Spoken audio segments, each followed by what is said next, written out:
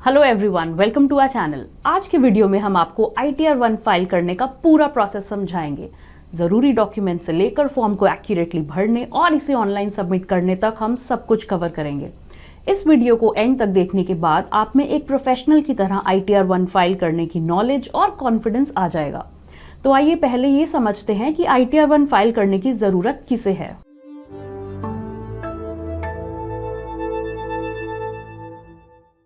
अगर आप एक सैलरीड इंडिविजुअल हैं, आपकी एक हाउस प्रॉपर्टी से इनकम है, दूसरे सोर्सेज जैसे बैंक से इंटरेस्ट, डिविडेंड और 5,000 रुपए तक एग्रीकल्चरल इनकम है और आपकी टोटल इनकम 50 लाख रुपए से कम है, तो ये फॉर्म आपके लिए है। अब अगर आप श्योर नहीं है कि आपको इस साल अपना टैक्स रिटर्न फाइल करने के लिए कौन सा ITR फॉर्म यूज करना चाहिए, तो आप चिंता मत कीजिए। इसके लिए आप हमारे दूसरे video how to pick the right ITR form को देख सकते हैं, जिसका लिंक डिस्क्रिप्शन में दिया हुआ है।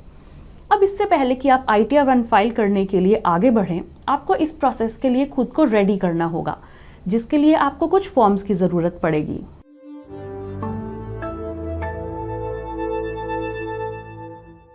ITR एक अनेक्शरलेस फॉर्म होता है, इसीलिए आपको अपने रिटर्न के साथ इन्वेस्टमेंट का प्रूफ, TDS सर्टिफिकेट जैसे किसी डॉक्यूमेंट को अटैच करने की जरूरत नहीं होती। लेकिन सेफ साइड के लिए आपको form 16, house rent receipt, investment proof, insurance premium की रसीद जैसे डॉक्यूमेंट्स को संभाल कर रखना चाहिए। अगर कोई इनकम टैक्स क्वेरी आती है तो ये डॉक्यूमेंट्स हेल्पफुल होंगे। E-फाइलिंग पोर्टल पर लॉगिन करने के लिए आपके पास एक वैलिड ID और पासवर्ड होना जरूरी है। अगर आप रजिस्टर्ड यूजर नहीं हैं तो पहले इस पोर्टल पर खुद को रजिस्टर्ड कर लें। इसी के साथ आपका परमानेंट अकाउंट नंबर या पैन कार्ड एक्टिव होना चाहिए और यह आपके आधार के साथ लिंक्ड होना चाहिए। एक बार आपने ये सब इंश्योर कर लिया तो आप अपनी इनकम टैक्स फाइल करने के लिए आगे बढ़ सकते हैं। तो आइए स्टेप बाय स्टेप इस प्रोसेस को देखते हैं।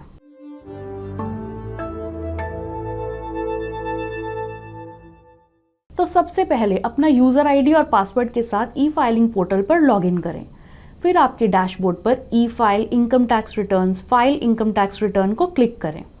अब यहाँ असेसमेंट ईयर के लिए 2023-24 को और मोड ऑफ फाइलिंग के लिए ऑनलाइन ऑप्शन को सिलेक्ट करें, फिर कंटिन्यू पर क्लिक करें।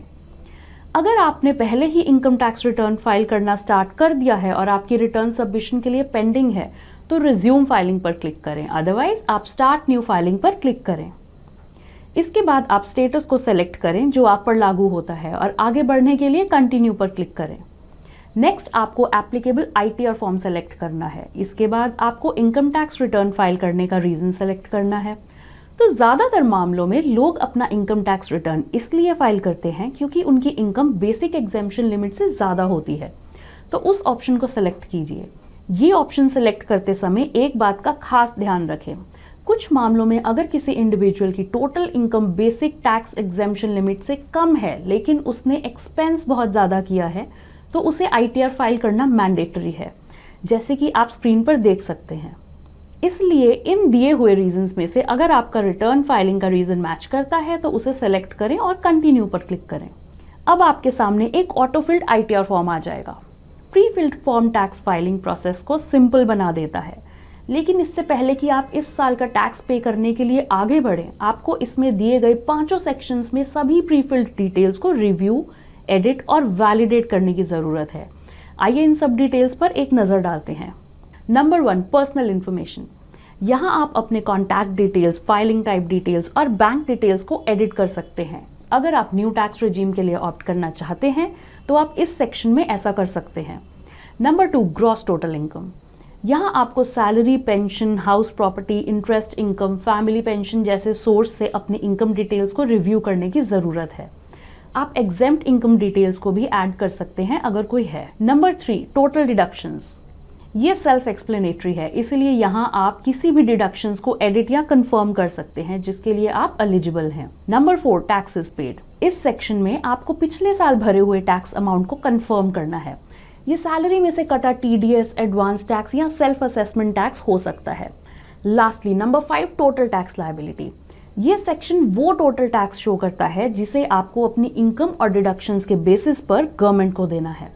अगर कोई टैक्स लायबिलिटी नहीं बनती या आप टैक्स कंप्यूटेशन के बेसिस पर रिफंड के लिए एलिजिबल हैं, तो वेबसाइट आपको प्रीव्यू और सबमिट योर रिटर्न पेज पर ले जाएगी।